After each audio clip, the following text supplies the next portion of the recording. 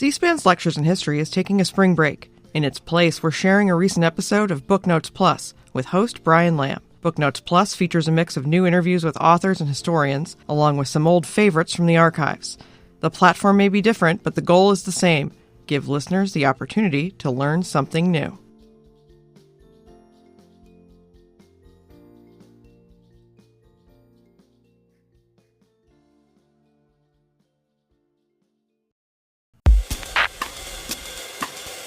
David Sirota, who is based in Denver, Colorado, has some very strong views about money and politics. His book is called Master Plan: The Hidden Plot to Legalize Corruption in America. There are 11 chapters which reflect the 11 episodes of his podcast, Master Plan. In order to tell his story, he points his finger at the 1971 Powell secret memo. That's former U.S. Supreme Court Associate Justice Lewis Powell, who served on the Supreme Court from 1972 to 1987. He died in 1998 at age 90.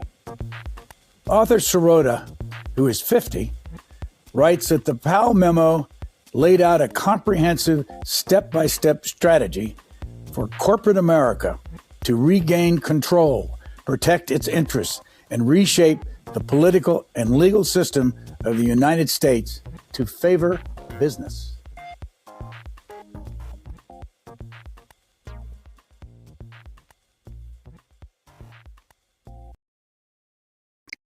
David Sirota, what is the master plan? The master plan refers to a 50-year plot to legalize corruption in America. I think a lot of people are living in this era thinking that the endemic corruption that we're living through is somehow new and novel or singularly a product of Donald Trump, who I do think has made corruption more explicit than ever. But what the master plan really is a plan over the course of 50 years to legalize forms of corruption that weren't legalized before that, to essentially normalize corruption. And it really started in the post-Watergate era. Essentially, during Watergate, Watergate was the country's first really big dark money scandal. I think this is part of the scandal that's kind of forgotten. There's, everyone knows about the Watergate break-in and the like. I think there's less of a memory of the fact that Watergate was funded with all sorts of dark money donations, including from Fortune 500, blue chip companies.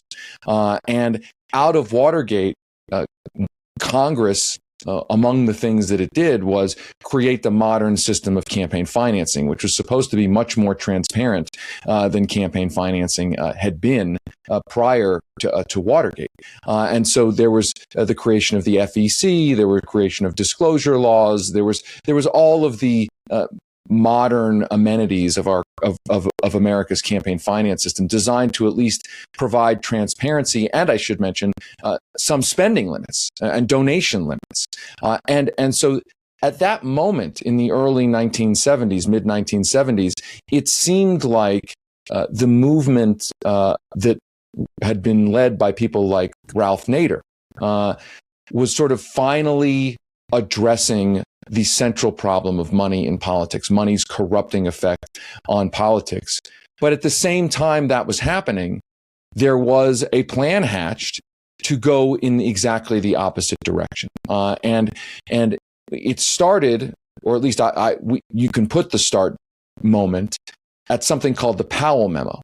Where the Powell memo was this memo written by Lewis Powell, then a prominent corporate attorney, who actually identified Ralph Nader and Nader's movement as the problem for American business. Essentially, the thrust of the Powell memo was that corporations and the wealthy are at risk of losing the America that they want, free markets, et cetera, and that corporations and the wealthy therefore need to invest heavily in better controlling the political process. The way I perceive it is that essentially what Powell is lamenting is that democracy was becoming too inconvenient to people who had power and money.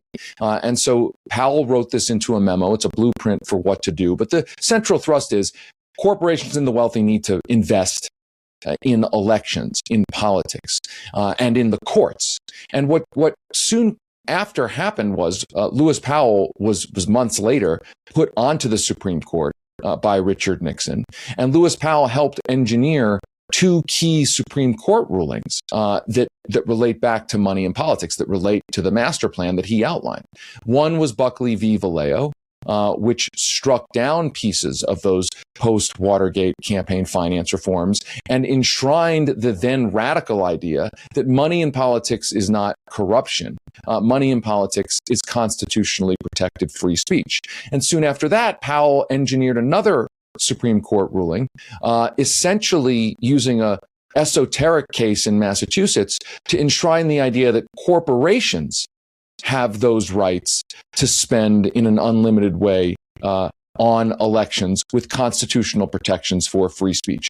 Those rulings become ultimately the basis for the Citizens United ruling. A lot happened in between that, but the point is that what a small group of conservatives wanted to do after Watergate, among other things, was to deregulate the campaign finance system, seriously narrow anti-bribery laws in America, so that money could be more determinative of political and policy outcomes. And they wanted that because they had seen a government that was doing things that they didn't want, and they understood that to try to get the things that they wanted, in many cases unpopular economic policies, they would have to turn a one person, one vote democracy more into a $1 one vote democracy. I'll come back to the Powell secret memo, but I want to talk about David Sirota.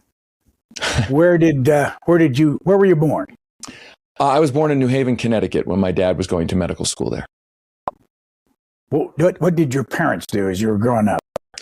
So my dad was a nephrologist, which is a kidney doctor, and my mom was a teacher, and she was able to be a homemaker for me and my two brothers. One of my brothers is a lawyer. One of my brothers is also a nephrologist. He followed in Dad's footsteps. I was sort of the rogue. I was sort of the wanted to try something a little bit different, and I ended up getting into politics, growing up outside of Philadelphia. I got into politics. I worked on a congressional race when I was in college. I took a semester off to work in a congressional race in Chicago when Sid Yates retired. Sid Yates was a very long time member of Congress, and there was a three-way race involving my then candidate, Howard Carroll, a state senator, J.B. Pritzker, and Jan Schakowsky.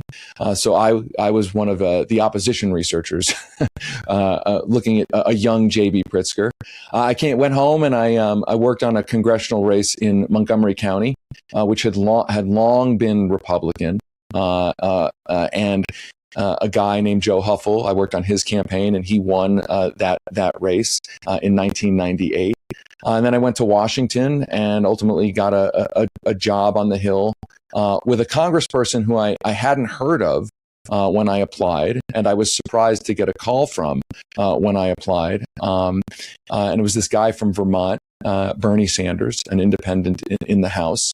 And I remember when I got the job offer or the call, I was worried. I didn't really know what an independent, what that would mean in the U.S. House. My sort of understanding of politics up until then was very much Democrat, Republican.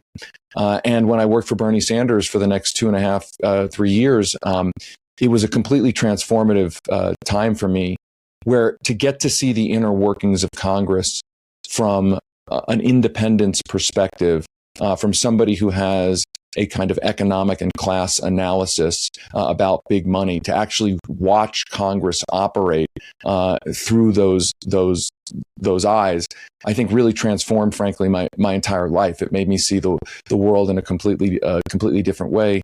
And I worked on campaigns from there. I helped a guy get elected to governor of Montana, a Democrat, Brian Schweitzer. I moved out there, lived there with my then new wife, and we moved down to Denver after that.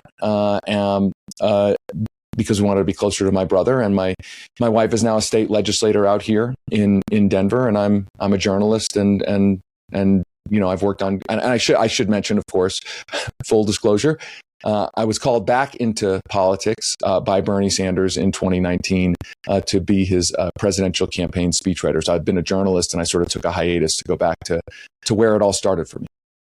Go back to where you said it was transformative for you in the office of Representative Bernie Sanders. Give us an example of what changed in your mind. What did you see that you either liked or didn't like?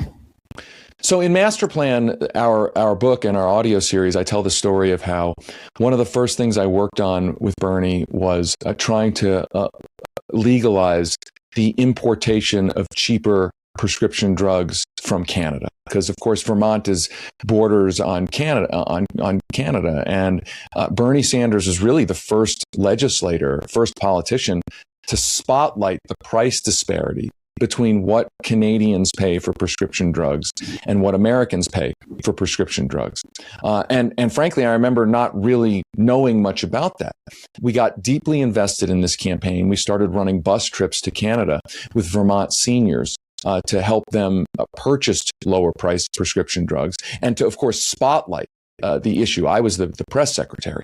And what was fascinating and exciting to me was not only learning about the issue, but we actually used the power of that communication to essentially pass federal legislation. Bernie cobbled together a bipartisan coalition, people like Ron Paul, progressives, and the like, to actually pass an importation bill through the U.S. House, saying that Americans should have the right, if there's going to be free trade, of which Bernie Sanders has been a critic, if there's going to be free trade, regular Americans should be able to benefit from that free trade with access to world market prices. And we passed that bill through the House. And there was a moment in the Senate where it didn't look like it was going to pass. And Bernie used his leverage as a sort of prominent figure in Vermont to bring pressure on then Republican Senator Jim Jeffords to join the Democrats in voting for the bill in the Senate. It ultimately got passed. And it felt like a huge victory. This was like a big moment. I sort of, all the ideals of, there is big money. The pharmaceutical industry is so powerful. It's the most powerful lobbying force on Capitol Hill. And we actually defeated them. And then there was a disillusioning moment for me. And it was kind of a life-changing moment. Soon after the bill passed, there had been language inserted into the bill at the last minute by Mitch McConnell and the Republicans to essentially allow the president, then Bill Clinton, to decide whether to certify an importation program. And what happened right around Christmas of that year, as Bill Clinton is about to leave office, his HHS secretary decided to invoke that power to essentially pocket veto the bill after it had been signed. So all of that work, all of that activism, all of that organizing ended up actually making the process work to pass a bill and to enshrine that what we wanted in law. And it was still defeated by big money and its lobbying power. And it sort of, it shook me to my core and made me realize, or really at that point reinforce the idea that there is an important role to play in politics and media in relentlessly spotlighting and combating the power, the disproportionate power of money in our politics. Go back to the Powell memo. When did it first publicly surface? I know you tell us in the book that it became a part of the Chamber of Commerce in about 1973, and you set that whole up. But when did the rest of the public find out about it? So that's a great question. So in 1971, Powell writes this memo. 3 months later, he's put on the Supreme Court. The memo is circulating among the Chamber of Commerce, corporate executives and the like. Joseph Coors, as an example, says that he was inspired to provide the seed funding for the Heritage Foundation because he read this memo when it was circulating. But what's really important here is that the Powell memo did not become really public until 1972 and later in a Jack Anderson Washington Post column. So the memo was sort of circulating underground, if you will, but did not become part of the public discourse until about a year and a half later. Now, what's really important about this is that Powell, his confirmation hearing, never discussed it, never evaluated it. And this was a Democratic Congress. Let's set the scene here. Richard Nixon had tried to appoint 2 previous Supreme Court justices, and they had been rejected. And he had then nominated William Rehnquist, who was a controversial nominee because of his very public stated views on various issues. And then he nominated as a supposed consensus nominee alongside of Rehnquist, Lewis Powell. Now, Lewis Powell ends up sailing through his confirmation hearings, only 1 vote against him, Fred Harris, the senator from Oklahoma, but basically sailed through confirmation. And the Powell memo is not mentioned in the FBI's report to the Senate. Presumably, had the Powell memo been mentioned, been handed over to the Senate investigators who vet judicial nominees, this would have been a big topic of Powell's confirmation hearing. Now, Lewis Powell concurrently had a close relationship with J. Edgar Hoover and J. Edgar Hoover's top aide.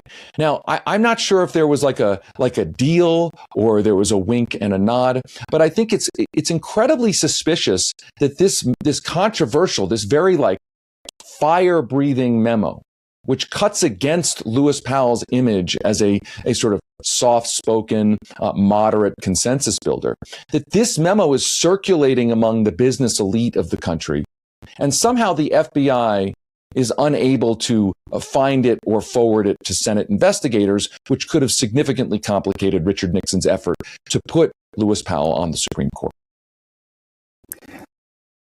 Because of you, I got online and found the Powell memo. I have it here in my hands in an old-fashioned way, 35 pages. And as I was reading it, and I just get your opinion on this, I said to myself, if you put this memo today out publicly and put somebody else's name on it, it would almost reflect the discussion we're having in the country today. Yeah, I think that's an interesting point. I certainly think that there's a lot of talk about how to change our politics. You see that from certainly progressives and Democrats right now. And I frankly think now when you read the Powell memo, it doesn't seem like much of a revelation, right? I mean, Powell is essentially outlining what politics ultimately has become and what the theory of politics now is.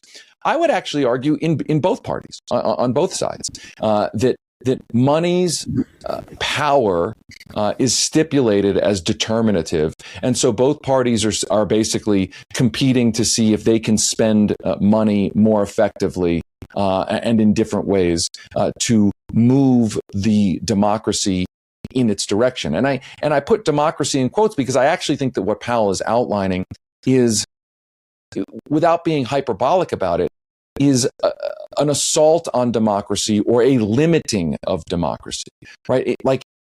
Money's disproportionate power cuts against the idea of one person, one vote, that we all essentially have equal power over elections and public policy. Money is the thumb on that scale. And I think Powell's memo, you could make it a Democratic memo, you could make it a Republican memo, you could make it a MAGA memo. I think the ideology is in a sense less significant than what it envisions about what our political system should be and shouldn't be. It envisions a system that works best when the public has as limited an amount of power as possible. We'll be right back. Stuart Alsop was a famous columnist, probably before you were born, but he was in my lifetime. And there's a quote in here, and I'm just going to read it because I want you to reflect on it. Lewis Powell quotes him, and he was a Newsweek columnist and also had a column with his brother at one time. Quote, Yale, like every other major college, is graduating scores of bright young men who are practitioners of the politics of despair. These young men despise the American political and economic system. Their minds seem to be totally closed. They live not by rational discussion, but by mindless slogans. Sounds awfully familiar with what some people are saying today about universities. Yeah, it does. It does. And I think what I take away from that is this fear that universities are indoctrinating people in certain ways. That this idea that the higher education system is essentially brainwashing people into particular political ideologies and directions. Now, my take on that is that look, I certainly think there can be problems of ideological bubbles, closed systems where people are not being exposed to multiple different ideas, young people in particular, to not challenge their thinking. And you can get myopically tracked essentially in your thinking. Frankly, though, I would say, I think that's become a problem of our whole media environment. I think that when we look at what the algorithms are doing to us, ensconcing us in a filter bubble, as it's called, of information, right? When I do a Google search, and you do a Google search, we are oftentimes given different results based on what the algorithm perceives our politics, our culture, our preferences are. Basically, perceived on who the algorithm thinks we are. And that can limit our exposure to different ideas. So the way I see it is, if you think that what's going on with universities is the indoctrination system, let me introduce you to the entire information ecosystem that we are now ensconced in. I would also say one other thing about this. I would also say that I think it's a bit paternalistic to believe that universities are so powerful at indoctrinating people, and that young people don't have legitimate grievances on their own. Like, let's think about somebody right now who's 21 or years old, right? Or 20 years old. Somebody who's 20 years old, right? They were born in 2006.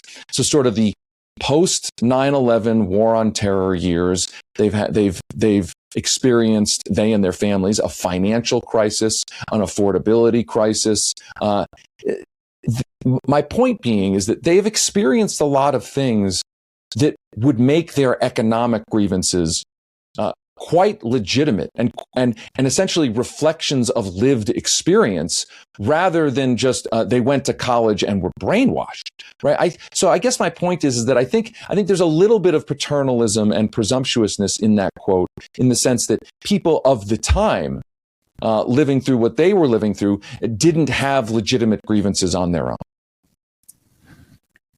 You've got 4 books. This recent book, The Master Plan, is obviously available, paperback. When did you first publish it? We published this book. It was back in the summer. I should mention it's an outgrowth of our audio series, Master Plan, which is a podcast that people can listen to. So we actually did the podcast first, and then we turned it into a book. And I will tell you, the process of doing the podcast and then doing a book, it was really new for me. I, as you mentioned, I've written books. Actually having to tell a story in an audio format was a real challenge. And the funny thing is that when we started out, one of my producers said, we're going to do about campaign finance deregulation and legalizing corruption and anti-bribery laws. It sounds kind of dry. And I hope what we've done and what we really aspired to do was present the story in a somewhat fun and entertaining way. And I'll tell you, I believe that to reach people inside of this information environment that we're talking about, the format of audio and video requires you to really think hard about how to keep the listener and reader's attention in a way that perhaps we didn't have to think about as much 10, 20, 30 years ago. And my hope is that makes that need for that makes the product better. What is the lever, and when did you start it?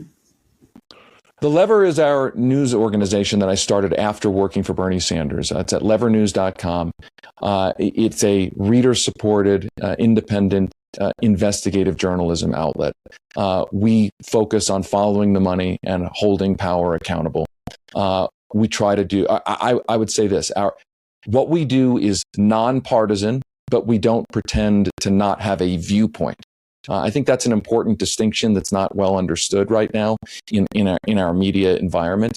I think people think left and right means Democrat and Republican. Frankly, I'm not even sure what left and right mean anymore.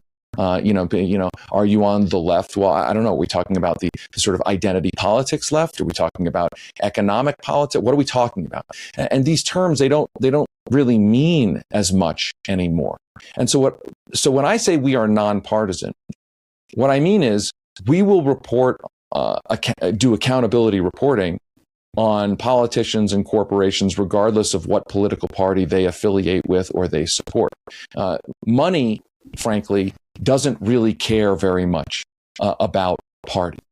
Money, if we believe money is determinative of many, if not most, political outcomes, and we understand that money, when it plays in politics, really doesn't care very much about which party wins, it cares about outcomes, then following the money as a journalistic endeavor is essentially nonpartisan.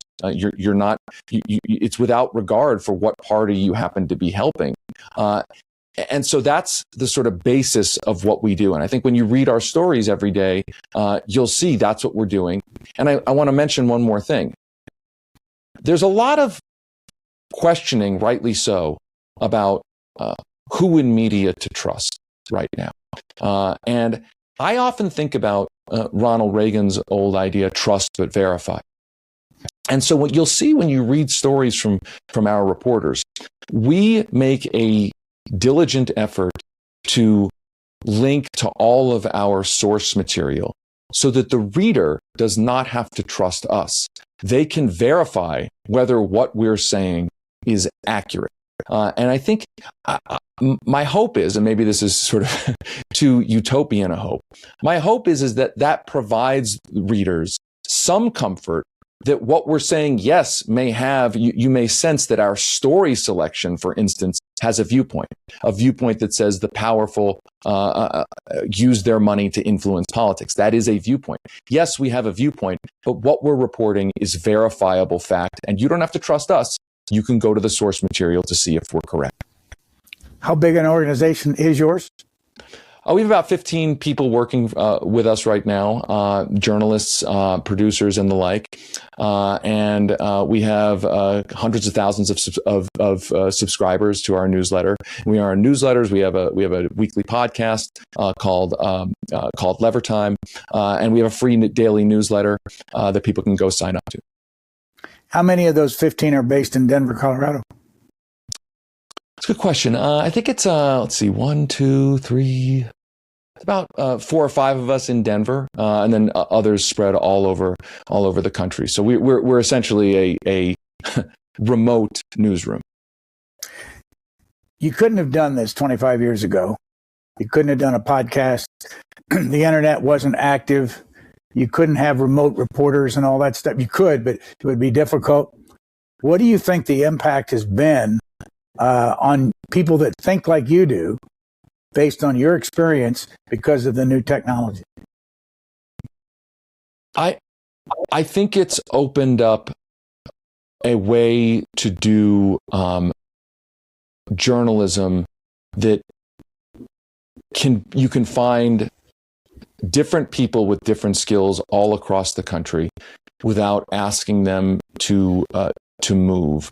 I think you gain something in that. I frankly think there is a geographic concentration problem in national media, in the sense that so much of what we call national media is concentrated in New York and Washington, D.C., and that creates a myopia in story selection and what is presented as newsworthy in our country. And I think that's a real problem. Now, I will also say the downside is that there is a lot of reporting, especially when it comes to Congress and the like, where it helps in a serious way to actually be in the nation's capital or to be in the financial capital, New York, to develop sources. And we do have some reporters in those places. So I think it's a careful balance. I think, yes, you're right. The way we operate, we would not be able to exist in a world that wasn't hyper connected.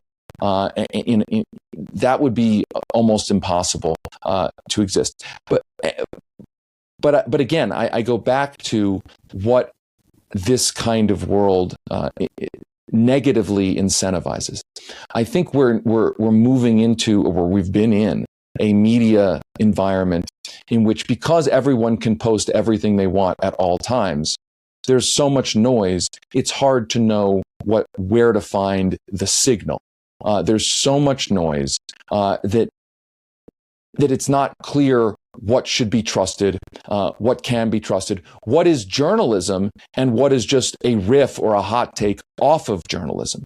And you know, I mean, maybe it's my, you know, I'm old-fashioned about it, but my hope is that if we stay focused on providing a signal, our signal can break through some of the noise. Did you learn anything, or what did you learn from being around John Podesta, the Center for American Progress, and of course his brother at one time was one of the top paid lobbyists in this town? Right. So I worked for John Podesta. So I worked for Bernie Sanders on the House side. I then, after that, was asked to become the press secretary for the Democrats on the House Appropriations Committee under David Obey, that was also an incredible experience to get to really understand how Congress really truly works. And that was in the middle of 9/11, the creation of the Department of Homeland Security, the Iraq War. So that was an incredible learning experience with David Obey, who's just an amazing person, was a terrific boss. And John Podesta, as I was working in that job, he called me up and asked me to work for this new think tank, the Center for American Progress. And the reason he called me, I think, is because what I had done in the Appropriations Committee job was I had kind of turned it into more of a communications war room. This was again during the Iraq War, the aftermath of 9/11, the creation of the Department of Homeland Security. I mean, I got into I was sort of spearheading big public fights with Mitch Daniels, who was then director of the Office of Management and Budget, who then went on to become governor of Indiana, all over budgetary matters. And I think John saw that I was able to, I was using this position to kind of spearhead a sharper message for the then opposition party. And he asked me to come work for the Center for American Progress, where I was the third employee there, and I launched what became known as the Progress Report, which was one of the first, I think it's fair to call it, one of the first daily online newsletters that really covered politics in an in-depth reporting style, fact-rooted way. And again, it had a viewpoint. It didn't pretend to not have a viewpoint. And what I learned from John was I mean, it's not to say I learned from it. It's that I worked to develop more skills on driving a message effectively. And I will tell you, Brian, there was a moment that you know, we're talking about like life-changing moments. There was a life-changing moment in my experience with John, in which he did right by me, but it was sort of it was sort of a cautionary tale. In running the progress report, having then worked in Congress and now was working at this think tank in DC, I was sold on the idea that the think tank and that my work was not going to be partisan. And one of the progress reports we put out was around the time that Democrat Joe Biden was trying to ram the now infamous bankruptcy bill through the Congress. This bankruptcy bill, which makes it much more difficult for debtors to get out of, to not be crushed by their debts, to have basic bankruptcy protections. And Biden from Delaware, ultimately he became known as the senator from MBNA, a big credit card. This was his big thing. And there were a number of House members, very business adjacent, corporate aligned Democrats, who were helping try to pass this bill through a Republican Congress. And at the Center for American Progress, we put out this report about how much money, before this big vote in the House, how much money these particular Democrats had taken from the credit card industry, which obviously wanted this bill to happen. We put this out. It started circulating all over Capitol Hill. And those Democrats were very angry. And they called John Podesta and demanded a meeting with him on Capitol Hill, in which they raked me over the coals. Like I mean, I'm not sure they said, you need to fire the guy, but it was, I think the message was pretty clear. This guy is a problem for putting this out. And I remember thinking, I was just like doing my job. Like the organization is against the bankruptcy bill. We think it's bad. And I had touched the third rail of talking about the thing that is not really allowed to be talked about, which is the money, which is the corruption behind the decision. In other words, the organization, the Center for American Progress, was talking about how bad the bankruptcy bill would be in practice, which was important to do. But I had touched the third rail. Oh, you're not just arguing on the merits. You're saying there's forces behind this where the merits don't matter, the money matters. And Podesta, to his credit, defended me to these House members. And I will never forget that. I truly appreciated it. But I will tell you, I felt like I was in hot water among many at the organization. I felt like I was sort of an outcast for doing this. But I will say, not to cast myself as a hero, it sort of only redoubled my commitment to doing this, because if even mentioning this little thing was such a big deal, what it signaled to me is that's where the real power is, and there's not enough spotlight on that. I know you're aware that there are a couple of items in the Wikipedia for David Sirota that displays that rough edge. And one of them was when you were working as the deputy mayoral campaign manager for Dwight Evans, and it said that you were let go, quote, for overzealous behavior, unquote. A fake website containing damaging social comments attributed to Evans' opponent. I know there's more to that than that, but tell us that story. So I was working on a mayoral campaign after I worked for Joe Huffle, and I was working for a guy named Dwight Evans, who ultimately became a congressman. And I was working on the campaign, and it was one of these 5-way races, a Democratic primary, and everyone's angling. And it's sort of Philadelphia has a really kind of ugly political system. And there's a lot of racial politics, a lot of ethnic politics. This is the late 1990s. And one of the candidates had made a comment in a Spanish language newspaper that was sort of like, effectively, if non-white voters get together, they can take power from all the white voters. And a website came out that was sort of not attributed to really anybody, to make available these comments to reporters, presumably to amplify those comments and get them into the political discourse. Now, I will tell you this.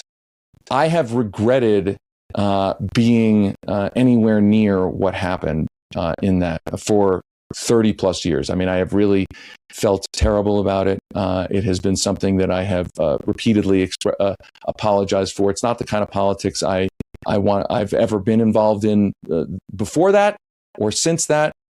It was a serious learning experience for me about what I consider to be what I want to participate in ethical politics and what isn't. Now, I think what's interesting is that 30 years later, when you read a story about, anonymous websites and, et cetera, it almost seems quaint. I think in the last two election cycles, the Republican Party has explicitly made this a part of what it does. Same thing with the Democrats. Websites pop up all the time. It's not clear who they're from. There's dark money, right, with hundreds of millions of dollars of ads. You have no idea who's even spending it.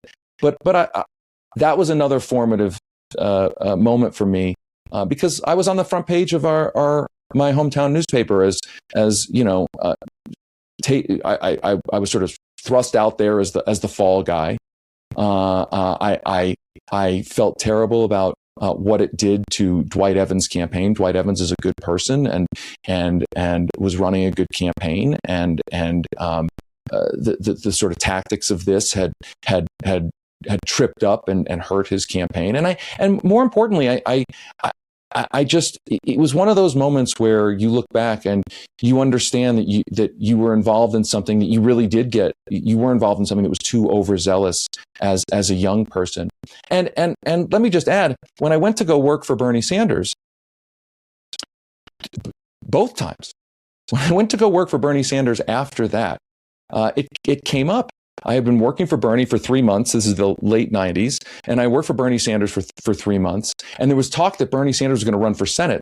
And the Republicans leaked into the Hill newspaper that Bernie had hired this horrible, racist hitman in advance of his Senate campaign, which was, of course, it was I'm 23 years old. I remember being up in Vermont and just, sort of, I was depressed and I was terrified that having been momentarily involved in this previous campaign, I would never get to work in politics ever again. And Bernie Sanders stood by me and told the local media this was a young kid who got involved in something sort of stupid and wrong and has apologized for it. And then when I went to work for Bernie Sanders in 2019, it came up again. Like this story has followed me.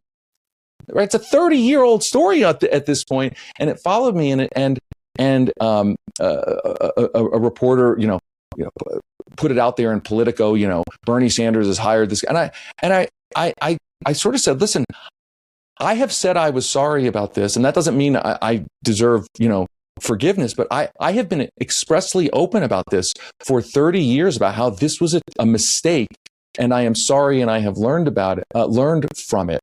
And that doesn't mean people need to forgive you, but it does mean one thing: the things that you do, and it's something I think about with my own kids now, because it's actually an even more intense dynamic with social media. The things that you do will never be forgotten by certainly by your political enemies. Certainly by those who can make an opportunity out of it, and now that's on steroids with like anything you post on the internet, and it just makes me wonder how our society processes the idea that people are going to make mistakes and what the consequences for those mistakes should be. I think it's a really complicated set of questions. What was going on in your life before the 2006 publication of Hostile Takeover, a Crown book? What motivated you to write that book, and what was it about? So that book happened. That book came out after I worked for the Center for American Progress and had, I told you that story about the bankruptcy bill had happened. I had moved to Montana because my then new wife was going to work for Brian Schweitzer. So we moved to Montana. I had helped elect Brian Schweitzer. My wife Emily got a job with Brian's administration doing economic development work based on her work that she had been working in the Congress for Evan Bayh and for Barron Hill in the House. And I wrote that book to try to get at the idea that money doesn't just corrupt the votes that we see in Congress. That money in politics is not just cash in an envelope for buying votes. That money in politics really is also, at a much bigger level, about controlling the discourse and controlling what we perceive to be politically possible. That the people with money understand that they don't have to buy votes in Congress or in a state legislature if they control the perception of political possibility to make any outcome an outcome that they want. So if you control the discourse, if you control what we perceive to be a possible piece of legislation, A or B, and you make sure that A and B is what you as an industry or you as an oligarch wants, then you don't have to be buying individual legislators' vote. And so the book tries to get at how our discourse, how our perception of political possibility is manipulated and narrowed to be mostly things that people with money want and mostly not things that everybody else wants. Please excuse us for interrupting. We'll continue our conversation in a minute. You have a discussion in your book about Charles Keating and the Keating Five, based mostly in Arizona. Keating Five: Alan Cranston, Dennis DeConcini, John McCain, Donald Regal, which surprised me when I looked at the list today, and John Glenn. But the reason I bring this up is that Charles Keating was asked about the money and whether or not it had any impact or why did he give it. And the quote is, "I want to say in the most forceful way, I certainly hope so." So yeah. Is that the way that everybody that gives money in politics, especially the people that are involved in movements, expect the money to move votes? I think that quote from Charles Keating really says it all about what we can understand as transactional donors. And I think most donors who are giving large sums of money are at a certain level transactional donors. They may not be purely transactional, but they may have ideology, they may have belief systems, they may have even altruism. But I think donors who are giving large sums of money typically want something from the politicians that they're giving to. These are not, even the term donation is almost a misnomer. They are investments in many cases. Charles Keating is basically saying, I was investing in senators to get a return on investment. In his case, he wanted regulators to back off his savings and loan operation. And he wanted to get those legislators to back those regulators off of scrutinizing his savings and loan. And I think you broaden that out, and that's much of what politics is. Now, I certainly think, grassroots donors who are giving, Bernie Sanders $27, that's not really a transactional donation in the sense of they're not really buying a specific narrow niche policy. They are supporting something ideologically. I think transactional donors are the corrupting force in politics. I think the reason you have a Democratic Party, as an example, which seems so eager to talk about non-economic cultural issues and so afraid to talk, in many cases, about issues of importance to corporations and billionaires, is because the Democratic Party is caught between trying to attract a grassroots base of support among people who feel economically disenfranchised. They're caught between that publicly and the demands and the requirements of the donors who bankroll that party. I think it's the same thing, by the way, I should mention, with the Republican Party. It's a little different in the sense that the Republican Party's economic agenda, at least up until the MAGA movement, but even in the MAGA movement, both the country club Republicans and the sort of MAGA wing of the party, their economic agenda, their stated economic agenda, lines up more clearly with those who bankroll them. The Democrats, I point out, I sort of am talking about. It's almost a little bit more interesting because you can see the tension. They're trying to portray themselves as a mass populist political party interested in helping the middle class and the working class, but their caution, I think, is driven in part by the fact that they are bankrolled and need the resources of a donor class that doesn't want what the public may want. What would you say if you were teaching a class and about how to start everything you've started, publishing books, working in Washington, working on campaigns, starting a newsletter, writing a book, doing a podcast? What advice would you give people that are even thinking about it? You know, it's funny that you bring this up, because I've been thinking a lot about the news about artificial intelligence and which jobs are most susceptible to being eliminated by artificial intelligence. And at the top of the list of Microsoft's report on this is media and journalism. And I think Microsoft is both correct and also not entirely accurate. I think that media right now, and for a long time, has been a lot of content slop, human-created content slop, where it's either clickbait, overstated clickbait, or it is simply recounting things as you might write up a baseball game's box score. That it is not really additive. So I do think that media content that is extremely susceptible to artificial intelligence. That robotic content that is not additive can be replaced by a robot. So I think that is correct. But I also think that media content, and I'm speaking specifically about journalism, and I distinguish that from media content at large. Journalism, the act of actually surfacing things that are not surfaced, of talking to people, of bringing to light things that are suppressed. I don't think a robot can replace that. I think there is a humanity. Robots cannot replace what is inherently human. And I think there is an inherently ineffable human quality to additive journalism, actual reporting. And so my advice would be, if you want to do the kind of work that I've been doing for the last 30 years, understand the truth of that. You are replaceable if you are not being additive and doing the work that only a human can do. But if you are additive and you do focus on, and I should mention, on the much harder path of doing real journalism, then I think the world is your oyster. I mean, but I want to underscore, it is a much harder path. I have made decisions along the way that have made, in a sense, my life harder.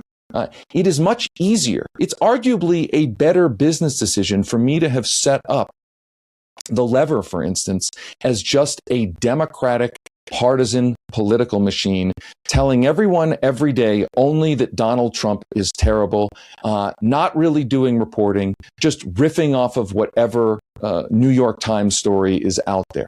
But I don't perceive that to be additive. I don't perceive that to be what the world needs. The world does not need more noise. The world needs more signal. But trying to do that kind of work is much more difficult. It's much more time consuming. It's much more expensive. And frankly, it's much more frustrating. Trying to surface information that powerful people don't want surfaced. Trying to spotlight things that powerful people threaten to sue you over if you spotlight. This is a much more difficult path. And it's not to say like I'm a martyr or I'm a hero. It's only to say that I do think that's more important. And I do think that for young people thinking about going into this kind of work, this is the kind of work that a robot cannot replace. In the memo, we'll go back to the Justice Powell memo from 1971, 60 days before Richard Nixon nominated him for being an associate justice. There is a quote in here, and I'm asking you this because, is this you? And there's a quote in there from Fortune magazine, and I'll read it. It's about Ralph Nader. This is a quote, and all this is in quote marks from the Fortune magazine article speaking of Ralph Nader. The passion that rules in him, and he is a passionate man, is aimed at smashing utterly the target of his hatred, which is corporate power. He thinks and says quite bluntly that a great many corporate executives belong in prison for defrauding the consumer with shoddy merchandise, poisoning the food supply with chemical additives, and willfully manufacturing unsafe products that will maim or kill the buyer. He emphasizes that he is not talking just about fly-by-night hucksters, but the top management of blue-chip businesses. Is that you? First of all, I think Ralph Nader is his analysis is correct. I think people forget what Ralph Nader accomplished in that era. It's genuinely incredible what he was able to accomplish in terms of passing laws at his peak of influence in the late 1960s, early 1970s. Side note, one of our listeners to the audio series Master Plan sent me that Fortune magazine that he had preserved. That specific Fortune magazine is one of my cherished collectibles. I now have it. It's great. I would say this to answer your question.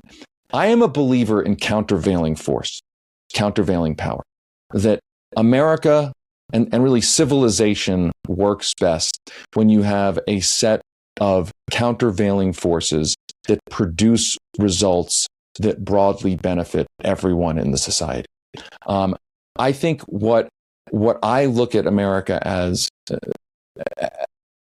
having evolved to from the era of Ralph Nader is that, and it wasn't perfect, it's never been perfect, but I think there's a strong argument that around the late 1960s, early 1970s in America, you had a strong corporate sector, strong corporate profits, huge industries.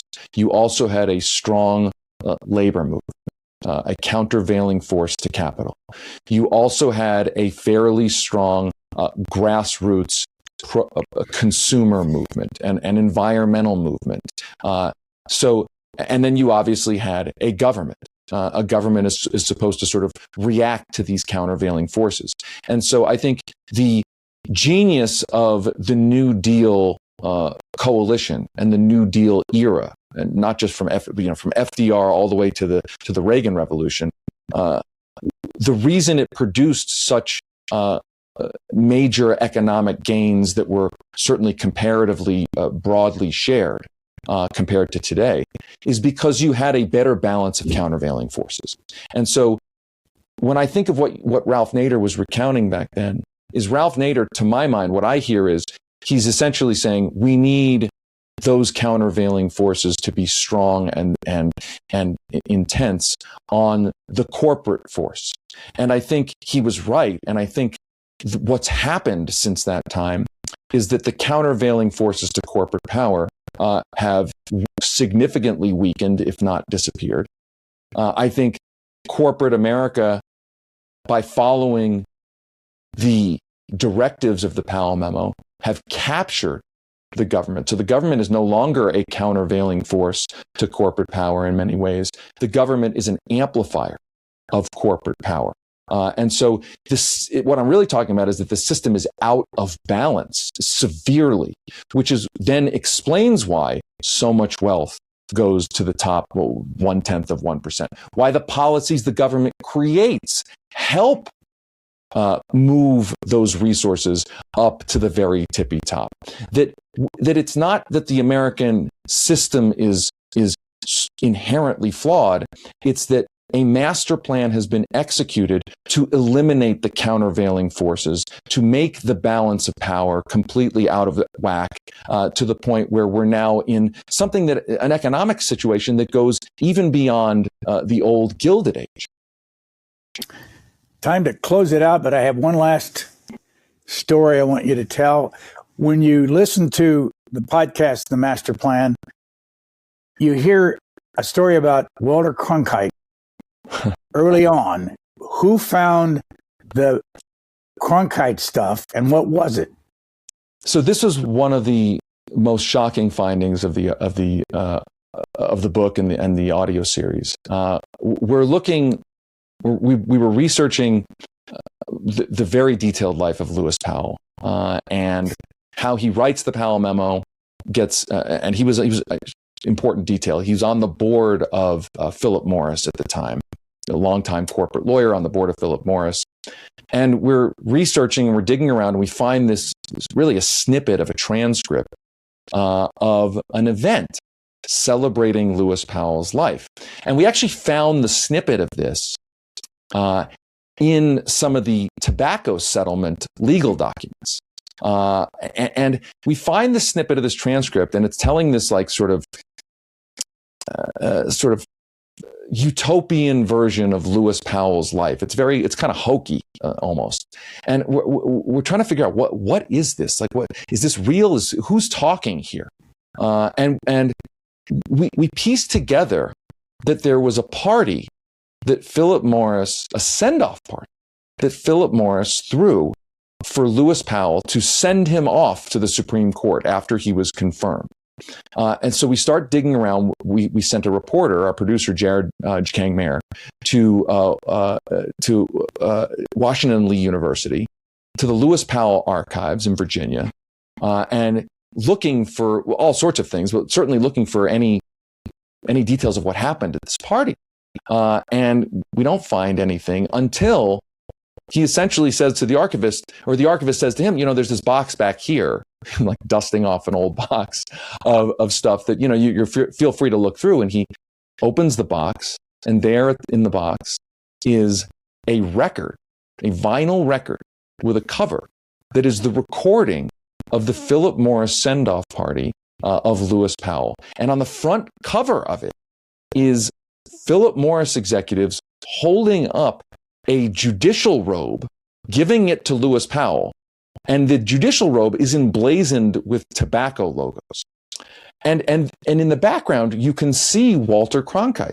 So we put the record very carefully, I should mention, like onto a record player, because a special machine to record it. So we have more of a recording than just the physical copy. And you hear Walter Cronkite doing a mock-up version of his then television show, You Are There, about Lewis Powell's life. And what we pieced together is that Walter Cronkite emceed the send-off party of Lewis Powell to the Supreme Court with this sort of glorified version of Lewis Powell's life. Obviously not talking about the Powell memo at all, or really Lewis Powell's radicalizing politics at the time. Lewis Powell, very anti-communist, giving speeches about the free market, etc. None of that's in there. And I think what I take away from that is not that Walter Cronkite isn't a journalistic hero in many ways. Not that Walter Cronkite, it's not to take away, because Walter Cronkite, a great advocate of free speech, a great reporter, a great defender of journalism. But what I take away from that is that even Walter Cronkite, somebody like Walter Cronkite, inside of the sort of media establishment, can be too close to political power. I think there is a cautionary tale there to say that, imagine an anchor of a network news division emceeing the send-off party for Brett Kavanaugh at his conference. People would, in some ways, people would be outraged. In other ways, people would say, no, that's just what politics has become. And I should mention, there was a letter that we uncovered that was related to this, because Walter Cronkite at CBS, a letter from Arthur Taylor. We uncovered all this stuff about the Powell memo and how was the Powell memo operationalized. There's been this idea, Powell memo was just a memo, kind of a Reddit thread that everyone forgot. Did it really get operationalized? We uncovered all sorts of documents about meetings and planning and things that the Chamber of Commerce executed to actually operationalize the Powell memo. And there was this letter from CBS President Arthur Taylor, writing to somebody who was talking to him about the Powell memo, where Arthur Taylor essentially said in this letter, he's president of CBS. He says in this letter, I agree with much of what Powell has written. I'm paraphrasing here. I agree with much of what Powell has said, and that I am working to correct the problem at CBS News. And he's talking about the problem of media coverage being too sympathetic to things that like Ralph Nader was doing. And so I think I take all of this together as And I should mention the one last thing, the Powell Memo task force at the Chamber of Commerce had people like top executives of media companies on the task force to implement the Powell Memo. The point being that when we look right now at our media environment, where we hear, Bari Weiss is running CBS, a sort of political operative running, political ideologue running CBS, where there's this much more explicit fusing of media ownership with the political ideologies of what the media properties are doing. Jeff Bezos, whoever you want to mention, it's all over the news now. That is not a new phenomenon. If you go back to the Powell Memo era, when you have Walter Cronkite emceeing the send-off party for a controversial Supreme Court justice, when you have the president of CBS saying he's trying to ideologically correct the situation at CBS News in the hopes that it better supports the ideas in the Powell Memo, what you remember is that media has always been, in many cases, an expression of media owners' political ideologies, and that we delude ourselves to think that that's not true. And I will say, to go back to my point about countervailing power, the solution to that, I think, yes, more publicly funded media. Yes, more places, frankly, like C-SPAN. But it's also more smaller and mid-sized media outlets to create countervailing power, so that there aren't 1, 2, 3, 4, 5 oligarch-owned media outlets that dictate the coverage, dictate the discourse for everyone else. David Sirota, graduate of Northwestern University, author of 4 books, including the one we're talking about mostly today, The Master Plan, has a podcast, has a newsletter. All of that is available under the name The Lever. And Sirota is Sirota. And we thank you, David, for joining us today. Thank you. It's been an honor. Thank you so much, Brian. Thanks for tuning into this week's Booknotes Plus podcast. If you have a moment, please consider rating and reviewing us wherever you listen to podcasts. Your feedback will help others discover the program. And don't forget to share this episode with friends and family. For the latest on new episodes, schedule updates, and more, follow us on X at C-SPAN Radio. That's the Booknotes Plus podcast. If you like the Booknotes Plus podcast, please search Booknotes Plus and follow wherever you found this podcast. And stay tuned, because Lectures in History will return with an all-new episode next week on the presidency of Jimmy Carter and his impact on the end of the Cold War.